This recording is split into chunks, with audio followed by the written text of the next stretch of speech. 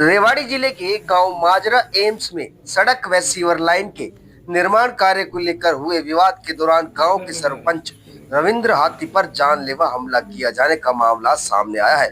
हमलावरों ने सरपंच को लाठी डंडों से घेर कर पीटा, जिससे वे गंभीर रूप से घायल हो गए। हमले में सरपंच रविंद्र हाथी को सिर, हाथ व पैरों में गंभीर चोटें आई है। हालात बिगड़ने पर उन्हें तुरंत रेवाड़ी के ट्रामा सेंटर में भर्ती करवाया गया, जहां डॉक्टरों ने फ्रैक्चर की पुष्टि की।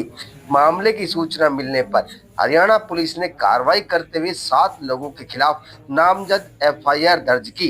पुलिस ने केस में मारपीट, गंभीर चोट, गैर कानूनी जमावड़ा व धमकी से जुड़ी धाराएं लगाई हैं। घटना के बाद गांव में तनाव का माहौल बना हुआ है। पुलिस द्वारा क्षेत्र में निगरानी बढ़ा दी गई और आरोपियों की गिरफ्तारी के प्रयास किए जा रहे हैं।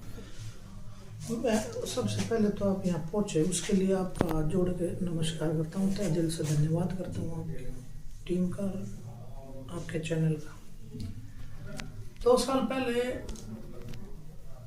मैंने एक सीवर लाइन दबवाई थी और चेयरमैन से रोड बनवाए थे ढाणी में। उसमें बाड़खी है का है धोड़िया गुज्जर, जो अपने आप को जैसे सरपंच समझता है लेकिन है नहीं। सरपंच लेडीज की सीट है। उसे वैसे मेरी आपसी कोई पर्सनल कोई रंजिश भी नहीं है, झगड़ा झट्टी भी नहीं है जी। वैसे ही इन जो स्टार्टिंग में चुनाव हुए थे उस टाइम पे जो ढाणियों के वोटर थे उन्होंने एक सभा बुलाई, पंचायत बुलाई और उसमें मेरा समर्थन किया, जिसमें 400 से 450 वोट थी। सभी लोगों ने मेरी एक तरफा वोट डाली। उन ढाणियों में न तो पानी, न बिजली थी, न पानी था।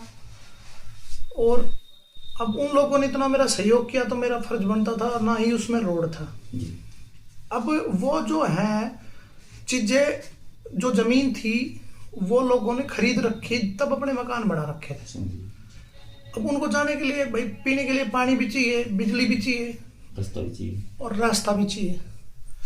एक रास्ता है जो 27.5 फुट का है,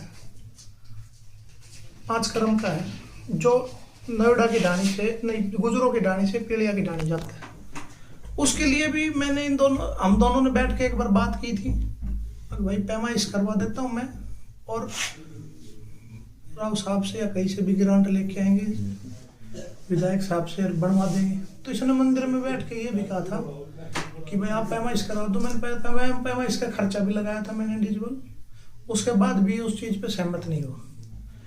राव साहब ने वो रास्ता मैंने दिया लिख के, मार्केट कमेटी से पास करवा रखा है, तो मार्केट कमेटी में भी फंड नहीं आया है, इस वजह से वो रास्ता पोस्टपोन चल रहा है। उसके बाद पीलिया वाली ढाणी में जो पानी आता है मेहतावास से आता है। हर महीने के मैं 3500 रुपये देता हूँ अपनी जेब से। राजस्थान का गांव है मेहतावास, ना कि पंचायत फंड से देता हूँ मैं। चाहे इसकी सरकारी इंक्वायरी करे तो इंक्वायरी कर लेना, मैं पंचायत फंड से नहीं देता, मेरी खुद की जेब से देता हूँ। उसके बाद भी उस चीज़ पे ये सहमत नहीं हुआ। मैंने इससे भाई ठीक है, आप बाड़खी के सरपंच प्रतिनिधि हो, भाई ठीक है, ये बना तो गांव ने बनाया, तो मैंने काफ़ी बार इससे बातचीत भी की। उसके बाद ये नहीं माना, तो वो रास्ता मैंने राव साहब को मार्केट कमेटी से पास करवाने की थी, राव साहब रविंद्रजीत सिंह जी पास करवा दिया। उसके बावजूद ढाणी आती है नोएडा की ढाणी आती है, तो उसमें मैंने पब्लिक हेल्थ से, राव साहब के सहयोग से, विधायक साहब के सहयोग से मीठे पानी की पाइप दबवाई और बिजली जो होम लाइट होती है बिजली वो लगवाई। उसके बावजूद चेयरमैन से उसे क्या पास करवा के लेके आया पैसे, रोड बनवाया, सीवर लाइन दबाई। जो शिविर दबना था वहाँ है नाला, करीबन 65-70 फुट का नाला है जो पालीपुर के पास निकलता है। हाल ही में जो हमारा भी जो खेतों के बीच से नाला है 65-70 फुट का, उसकी भी पैमाइश हुई थी।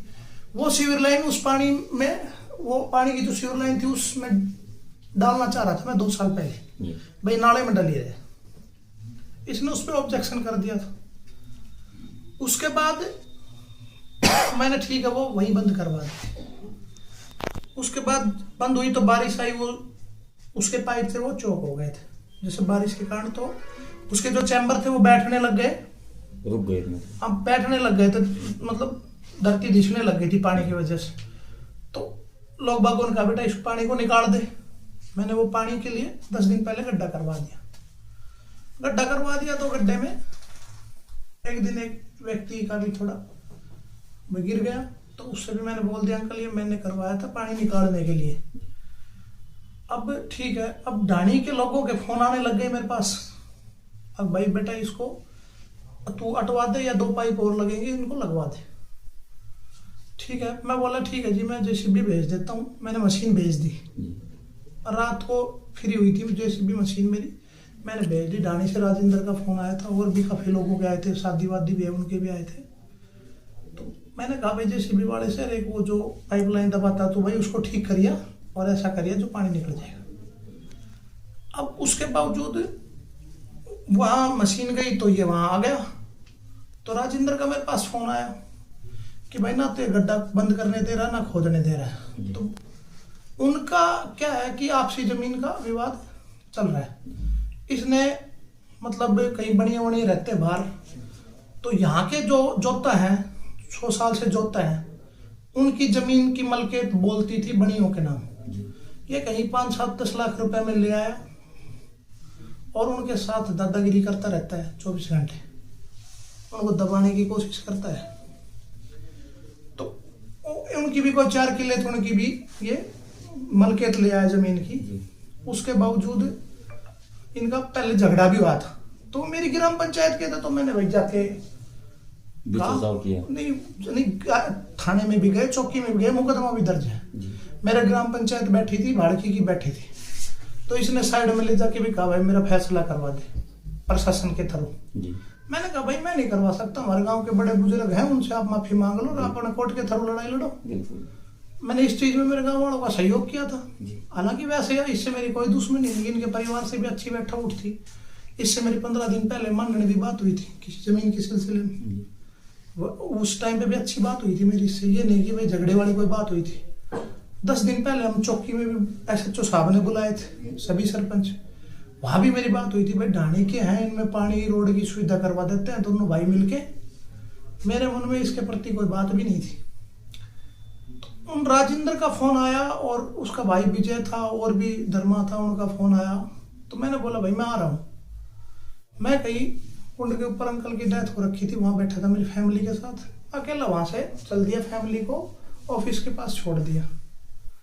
उसके बावजूद मैं वहां पहुंचा, जहां रास्ता ब्लॉक था मैं उस साइड से पहुंचा। वो ढाणी वाले थे, वो मेरा परली साइड से वेट कर रहे थे। मैं जैसे ही वहां पहुंचा मैंने गाड़ी खड़ी करी, मैं अकेला था। इसने क्या किया, दौड़िया और सुरेंद्र जिसने सीधी मेरे सर में राड़ मारी, बोलने भी नहीं दिया। और भी लोग थे, आप उनसे भी पूछ लेना, जो दाएं बाएं थे बेचारे बुढ़े बुढ़ी थे, आए नहीं साइड से। ऑपरेटर भी था JCB का, वो मशीन में बैठा था। इसके दोनों लड़के भी थे, इसका भाई था एक प्रकाश नाम का भी था, और इसके एक रिलेटिव रिश्तेदार भी था। इसने चोट मारी। मैंने बोला भाई मैं झगड़ा करने थोड़ी आया हूँ, मैं तो बात करने आया था। इसने बोला ये है वो है, उल्टी सीधी बातें बोल के। मैंने कहा ठीक है भैया अब आप मार लो भाई, मारने लग गए तो जब एक मार दिए तो आप मारो। तो इसने जैसे मेरे सर में चोट आ रखी है, ये 7-8 टक आ रखे हैं सिर में, काफी ब्लडिंग हुई। फिर उसके बाद इसने मेरा जैसे हाथों पे चोट मारी, पैरों पे चोट मारी, पैरों पे चोट लगी हुई है, दोनों पैरों पे लगी हुई है चोट। उसके बावजूद मैं बेहोशी के हालात में वहां पड़ा था। वहां से मेरे को ढाणी के लोग थे राजेंद्र, वो लेके हॉस्पिटल में आए। उसके बावजूद यहाँ मेरा जो वीरेंद्र हॉस्पिटल में ट्रीटमेंट चला, अब मैं वीरेंद्र हॉस्पिटल में मौजूद हूँ प्रेजेंट में। भाई मेरे को ये है कि आप लोग यहाँ आए हो, गांव में भी जाके पूछो और सभी जगह जाके पूछो भाई मेरा काम कैसा है। मैं तो लोगों की सेवा कर रहा था, उसके बदले में ये जैसे तोहफा ही मिला एक प्रकार से। और इन लोगों ने जो धोखे से लड़ाई लड़ी है, की है मेरे साथ, उसके बावजूद प्रशासन वाले आते हैं रात को 1 बजे, बोले वहां गाड़ी भेज दी। मैं तो बेहोशी के हालात में था, इसके घर कोई गाड़ी वाड़ी फोड़ने चला गया होगा, कैंपर चली गई होगी मेरी। तो ठीक है, अब गाड़ियां फोड़ दी होंगी, इनकी गाड़ियां किसने फोड़ी मेरे को तो पता नहीं था। प्रशासन वाले आते हैं कि भाई तूने भेज दी, मैं तो बेहोश था, कहाँ भेज दी। बिल्कुल। अगर मैं लड़ाई के मूड से गया था तो फाइल पहले ही चला जाता। अगर मेरी इससे वैसे कोई आज तक रंजिश नहीं, कोई मुकदमाबाजी नहीं। ठीक है, बड़ा है, मैं आगे मिलता था, ठीक है, इज्जत करते थे, रामा कृष्ण होती थी। पर ये छोटे छोटे जैसे ढाणियों के विकास के लिए इसका यही मामला चल रहा था कि भाई इन लोगों की गिरदावरी खरीद ली तो इन लोगों को मैं काम ना करूं, करने दूं, और ना मैं करूं ना मैं करने दूं। मैंने 2-4 बार गांव के लोग भी बैठा के कि 1-2 बार इनके घर भी गया, भाई का रिक्वेस्ट किया, हाथ जोड़ के भाई कर लेने दे। तो इसने भाई धोखे की लड़ाई से मेरे पर अटैक कर दिया। तो कोई बात नहीं, समय समय की बात है, कोई बात नहीं, जो इसने किया ठीक ही किया होगा सोच समझ के।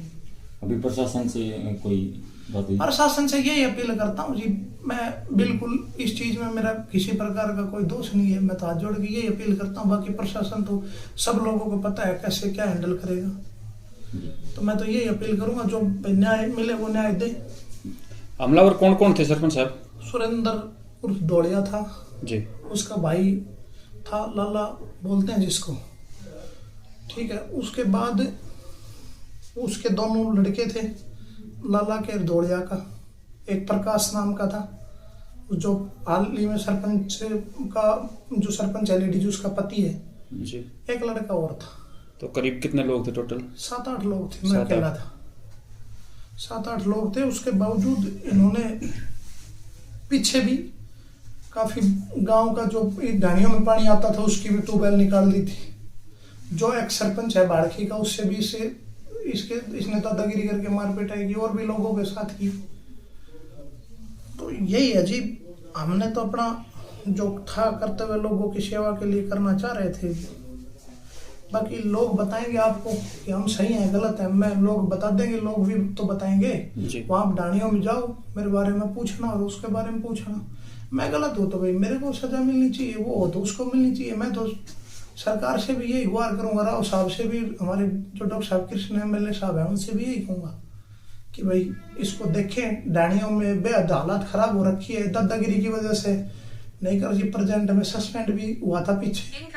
बाकी अब जो प्रशासन करेगा वो करेगा, लेकिन हमारे जो राजनेता है वो भी इसकी तरफ देखें, एक बार ध्यान दे भाई ये क्या कर रहा है कि उनकी आड़ में ये अपनी रोटियां सेकता फिर रहा है। अब मैं वहां से फोन करवा दूंगा, वहां से फोन करा दूंगा, लोगों को डराता धमकाता फिर रहा है। इसके कम से कम 17-18 मुकदमे ऐसे ही चल रहे हैं आज के दिन। तो इसने धोखे से वार किया है। आमने सामने की कोई बात होती तो देखते, कोई बात होती तो, पर इसने जैसे जो किया है वो गलत किया है मेरे साथ।